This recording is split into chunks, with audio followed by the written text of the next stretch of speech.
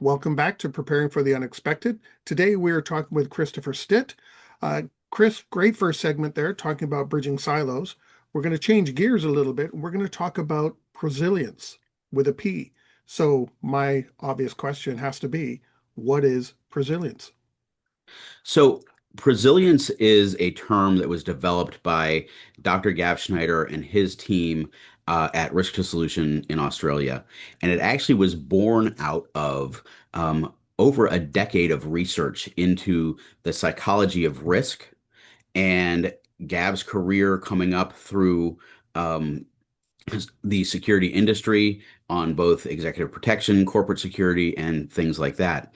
And Presilience itself is not simply proactive resilience.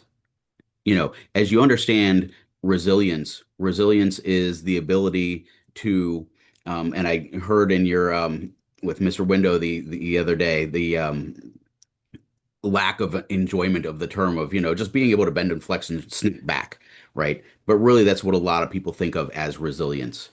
Um, Presilience is actually a combination of tools that allows you to understand organizational dynamics, leadership, management, um, risk in different ways that allow you to really be able to, done right, position your organization to take, advantage of the opportunity that's in risk while at the same time mitigating the downside of risk. And it's not about being risk averse. It's not about being, um, aggressive with risk. It's really about understanding it and helping shape yourself as an individual, team, and organization to manage it.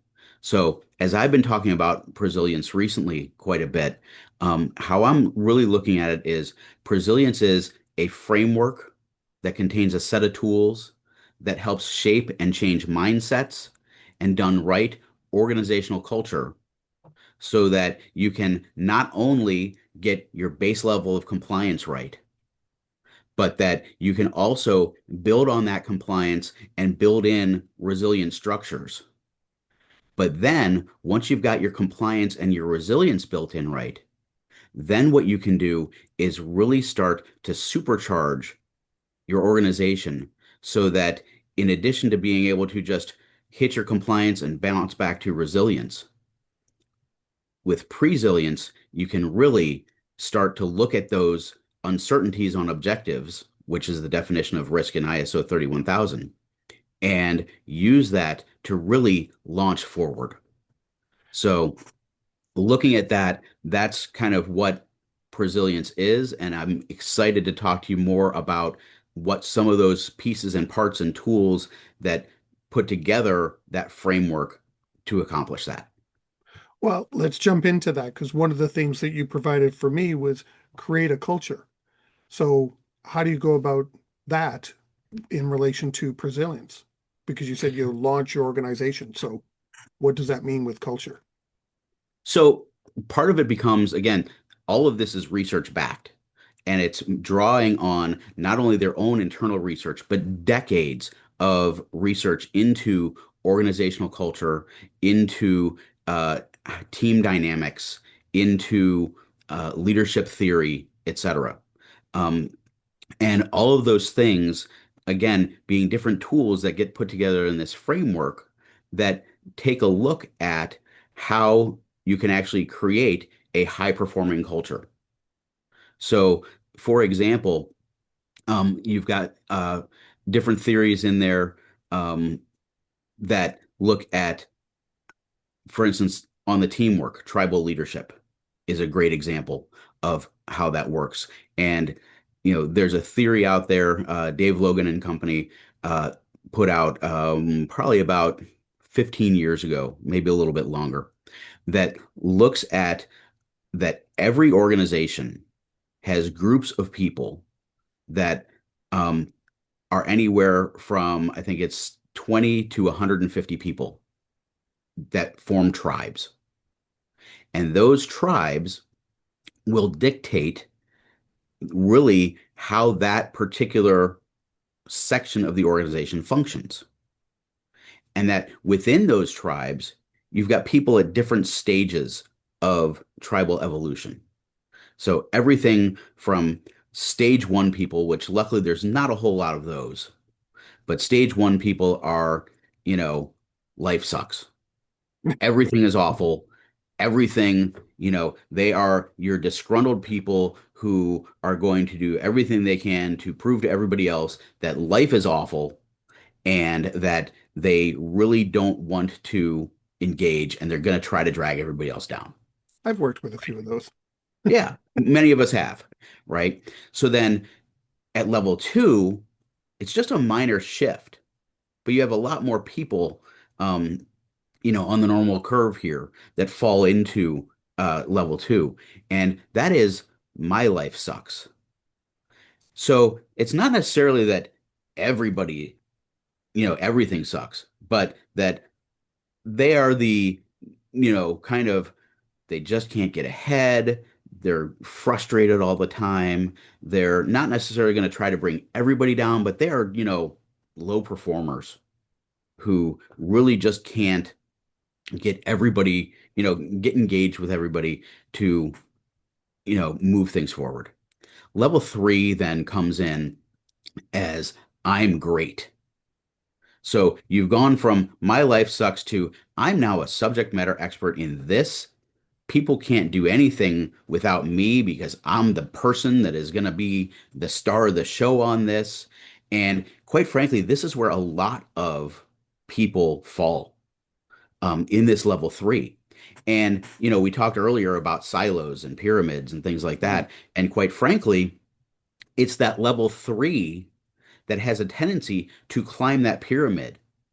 And in fact, climb that pyramid pretty quickly because they are the ones who are willing to, you know, stomp ahead over everybody because they're the person, they're the, Mhm. they're the man, they're the woman, things like that, right? Um, And, you've got level threes can be very, very powerful. But then you get to level four and you go from I'm great to we're great. And this is where you really see some of the culture change come into play. Because instead of the I'm great, as you go to we're great, it's more focused on what are we trying to accomplish and what are the right pieces for that and how can I leverage your expertise and how can, we can leverage this other person's leadership on this part of it and it becomes much more fluid and dynamic. And that kind of goes back to our first segment with the silos too, doesn't it? Absolutely. It does. Yeah. So when you get into that level four, we're great. Suddenly things start to change. Now, let me give you an aside for a second before I finish the tribal leadership. But there's other concepts out there, such as loose coupling, right? Where organizations, and this comes back to the bridging silos as well, um, when you have a project that you're working on and you draw in people from the different silos to work on, let's say, a product launch or to work on, developing your enterprise risk management or, your continuity plan, whatever else, right? When you bring in people, especially stage four people, into that loosely coupled temporary group, you can have amazingly high performance and get not only what you expected done, but more. This and, in the words of improv, yes, and, right? So um, it's really interesting to see how these loosely coupled stage fours really can energize each other and really can accomplish a lot for the organization. Now, there's a reason for that, and I'll get to that in a second. But Logan et al. Really originally thought that four was the top level. But then they realized there's actually something else. And when you're at a stage four, you know, it's kind of you competing against your team and you and your team competing against maybe a business rival maybe another um, you know, part of the your own pyramid, right? Trying to get ahead. Stage five, though, is really interesting because stage five becomes when you're actually trying to achieve the noble cause. So what they found was that there's organizations out there that they're not trying to win market share. They're trying to cure cancer. Mm. They're trying to go to the moon. They're trying to accomplish something for society that, end world hunger, establish world peace, something that is so massive as a noble cause that it takes an entirely different level of thinking and operations to make it go. Is So that like one of the top level of Maslow's hierarchy? To an extent, yeah, it's very, it can be very closely mapped to Maslow's hierarchy of needs, which is another thing that we talk about in Presilience, right? Um, and what's really interesting about this is that what Logan and his, team found is that, like I said, 20 to 150 people in the tribe. Mhm. Okay, so once your organization gets larger than 20, you start to have these tribal relationships within it, right? But what they found is that entire tribe can actually be affected by what they call dyads and triads. 2 to 3 people. So if you've got people there who are, you know, you insert somebody new into the pyramid, right? And the tribe is made up of dyads and triads. That new person, who they latch onto, will not only affect them, but will affect that dyad and triad. So if you've got a stage three organization that you insert a stage four person into, right? That stage four person can help bring a couple other people up to stage four, which then through the network effect can bring a couple other people up to stage four. You may not be able to bring everybody, but you can shift the organizational culture. And that comes back to what I mentioned earlier about that loose coupling. So that when you put together those teams, if you can find the right stage fours for managing that project, right? And they form their own dyads and triads within that team, right? You can keep them at stage four to really have some high performance and accomplish those goals. So can um, fours and threes bring ones and twos up as well? So, Not just fours, bring the threes up, but can help. Can they help motivate the other yes, levels as well to a degree? yes. Although, as I recall, how it works is you can really kind of come up one stage at a time Hmm. or down. Let's make sure we understand that as well. You put somebody toxic into a work environment, what happens to that work environment? Good point. Yeah. Right? So you drop somebody who is a two into a team of fours, you know, that could effectively bring some of those fours down to the three level, or you might be able to have those fours leverage their ability to communicate and things like that and bring that two up to that three level. Hey, Yeah. you know what? Your life isn't awful. You're part of this team now. You're actually really good at this. You're a subject matter expert in XYZ. You're incredibly valuable. Suddenly they start to see themselves instead of as a two, as a three. Well, And that's got then, me thinking about mindset now. yeah, How does that play? Because if someone's in the mindset, life sucks, I'm terrible, how do you go about changing that to bring them up? Because you just had a good example where you point yep, out saying, hey, maybe you don't realize this. You're really good at XYZ. yeah. And again, that comes back to some of the other, and I'm glad you used the word mindset, because as I said earlier, as I've been thinking and talking about resilience recently, I've really been looking at it as a framework and set of tools to shift mindsets and organizational culture. And, that comes to some of the other tools that you have in there, such as, a lot of the leadership theory built into the Presilience tool sets. It comes back to a lot of the, change management theory and how you help guide people through change, Mhm. um, and understanding how those things work so that you can do that more effectively. With the mindset, um, how do I say this without maybe pointing fingers? The mindset has to be at all levels of the organization, right? You have to target leadership, managers, data entry clerks.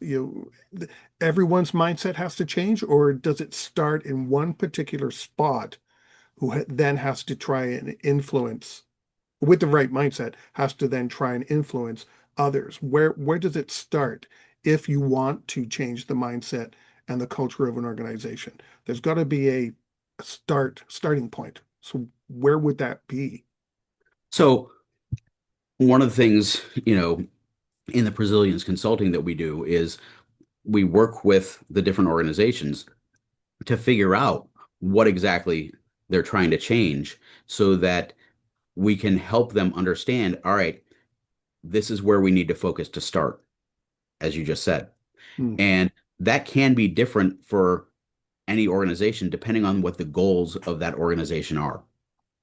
So, as an example, um, you know, we may work with um, the security section, right, to design some,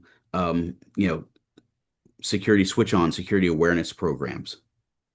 The goal, of course, is to get more people within the organization that are outside of the security section to understand what is their role and how they contribute to that, which then makes the security section's job easier because they've got the buy-in that they need, right? So working with that organization, finding, all right, so where is that initial injection point? I talked about that, in bridging silos. Um, that we can go ahead and start to get in and get this to spread. Because if it's done right, again, applying all of these theories, what it really allows you to do is have this, experience through it where it can start here, but it can grow throughout. Right. And it is important at the same time to ensure that you've got leadership buy-in because without leadership buy-in, the sustainment of this becomes very difficult, right? Um, so you need to, even if you're starting at a mid or lower level, you need to have that buy-in at the top so that they understand what you're up to, so that they understand what you're trying to help them accomplish so that you can do it. And ultimately, the goal of Presilience is to help you drive during business as usual and thrive in disruption because that's something we haven't talked about yet. But this VUCAD world that we're living in, Hmm. volatile, uncertain, complex, ambiguous, and increasingly digitized world that we're living in is moving so fast and has so much uncertainty built into it, right? That um, everything we do there, business as usual these days is kind of a loose term, Yeah. Yeah. you What's know, usual? with It's, all the disruption that's going on. So, the ability to really drive and hit your targets and have high performance during business as usual and high reliability during business as usual, but then thrive in this disruption to really manage that uncertainty and manage that risk is really kind of um, the gem that is inside Presilience. yeah, it reminds me of the saying, change is the only constant. True. And disruption is a daily basis. Something is always changing. Absolutely. So business as usual is not as usual as you think it is. Yeah. So, anyway, so for me, I've actually completed both the Risk to Solution owns the Institute of Presilience. Um, and I've actually completed both the graduate diploma program and the graduate certificate program. And again, I'm working with them as we try to kind of an evangelist of resilience as we bring the concepts to a broader audience here in North Mm. America and around the world. Um, I really enjoyed both of my cohorts because they are very careful to put together the cohorts with broad thinking, serious professionals. And I tell you, the conversations that we had in those cohorts and the conversations I continue to have with some of the alumni, um, are really fantastic. Yeah. So I I do want to ask you a question before, because yes. we're getting low on time. You mentioned the support of executives, of Mhm. leadership, and that seems to be a common theme with many things, especially with business continuity and operational resilience. Absolutely. Getting using Presilience, how can you get them on board a little bit differently than the usual, hey, I saved us, $10 million from a disaster. How do you get them on board for them to change their mindset as well? Well, part of it actually becomes using some of the metrics that Risk to Solution, has found as they've applied these methodologies both to their own business and to other businesses, in Australia and the Asia Pacific region. And you actually can see um, upticks in employee engagement. You can see, savings across, fewer sick days for people, more team cohesion, um, and all of that, of course, will help your bottom line. And then another part of it too becomes looking at that C-suite themselves and figure out, okay, what tribal stage are they? Hmm. And maybe we can help to massage and manage some of that to help that C-suite get more aligned, um, and then kind of show them how, all right, if we were able to help you with this, imagine if we could do it throughout your company. Yeah, interesting. Yeah. Well, we have 2 minutes left. Do you have any final Okay. thoughts on Presilience? Um, I think the big thing is that, you know, again, it's not just a word play. It is all research backed. It's a framework with a set of tools that allows you to change mindsets, and if you do it right, change organizational cultures.